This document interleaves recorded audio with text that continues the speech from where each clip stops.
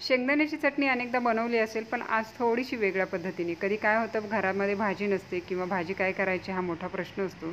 त्यावेळी झटपट अशी शेंगदाण्याची चटणी बनवली की अगदी भाजीसारखीही खाण्यासाठी तयार होईल. फार काही याच्यामध्ये साहित्य देखील नाही, तर बनवायला सुरुवात करूया.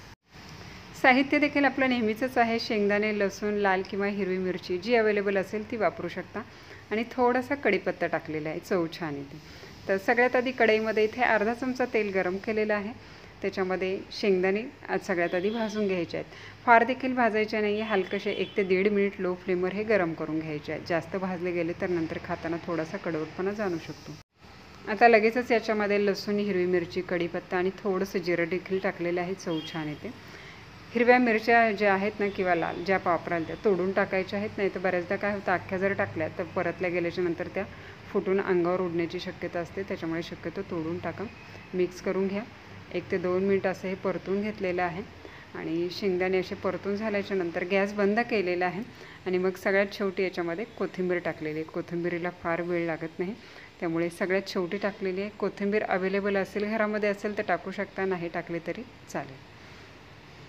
ही लगेच अशी गरम शेंगदाणे वगैरे असतात, एकदम मऊ अशी होते आणि शक्यतो कवळी कवळीच घ्यायची आहेत. आता हे सगळं थंड झाल्याच्या नंतर सगळं साहित्य जे आहे ना मिक्सरच्या भांड्यामध्ये ट्रान्सफर केलेलं आहे आणि मिक्सरमध्ये आपल्याला हे बारीक करायचं आहे. कंटिन्यू मिक्सर ऑन करायचं नाही, ऑन ऑफ करत हे वाटून घ्यायचं आहे. या पद्धतीने पाहू शकता, थोडंसं जाडसर बारीक असं हे वाटलं गेलेलं आहे. या पद्धतीने हे वाटून, पाण्याचा बिलकुल वापर करायचा नाही. त्यानंतर कढईमध्ये इथं 1 चमचाभर तेल गरम करून घेतलेलं आहे. त्यामध्ये एक मध्यम आकाराचा कांदा एकदम बारीक कापून टाकलेला आहे. तर कांदा घालून आपण ही चटणी बनवत आहोत, ज्याच्यामुळे चव जी आहे ना भाजीची खूप छान होते. दुसरी कुठली भाजी जर तोंडी लावायला नसेल तर अशीच कांदा घालून जर चटणी केली ना, एकदम मस्त अशी लागते, सगळ्यांना आवडेल. दुसरी महत्त्वाची गोष्ट म्हणजे ही चटणी 8 ते 10 दिवस बाहेर आरामात टिकते. फक्त कांदा जो आहे ना व्यवस्थित असा परतून घ्यायचा आहे. प्रवासाला न्यायचं म्हटलं तरी आपण ही नेऊ शकतो, अजिबात खराब होत नाही. तर कांदा इथे कंटिन्यू असा परतून घेतलेला आहे. हलकासा इथं सोनेरी कलर यायला लागला की थोडीशी हळद टाकलेली आहे.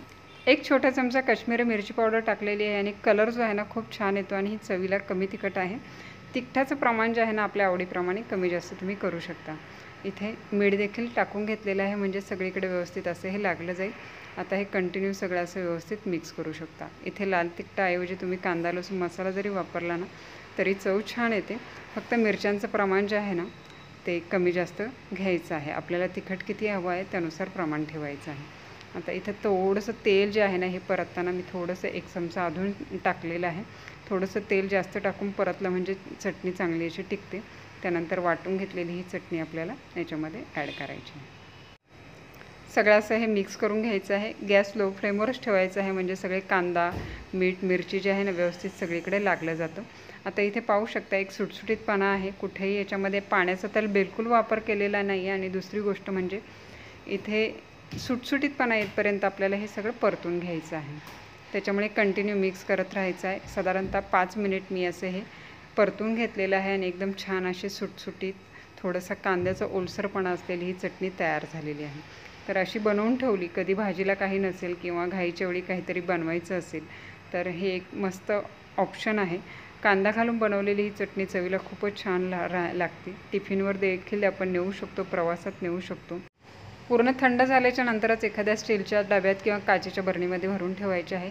प्लास्टिकमध्ये वगैरे बरेच जण भरून ठेवतात, पण थोड्या दिवसानंतर त्याला एक वेगळा स्मेल यायला लागतो. त्याच्यामुळे शक्यतो काचेचा डबा किंवा स्टीलच्या डब्यात ठेवायचे आहे. वरम भात केला आणि त्याच्याबरोबर मस्त अशी ही चटणी बनवली ना, चवीला खूप छान लागते. सगळेजण आवडीने खातील. तर घरी करून पहा. रेसिपी आवडली असेल तर रेसिपीला लाईक, कमेंट, शेअर करा आणि अशाच नवीन रेसिपीसाठी चॅनलला सबस्क्राईब करा. पुन्हा भेटूया एका नवीन रेसिपी.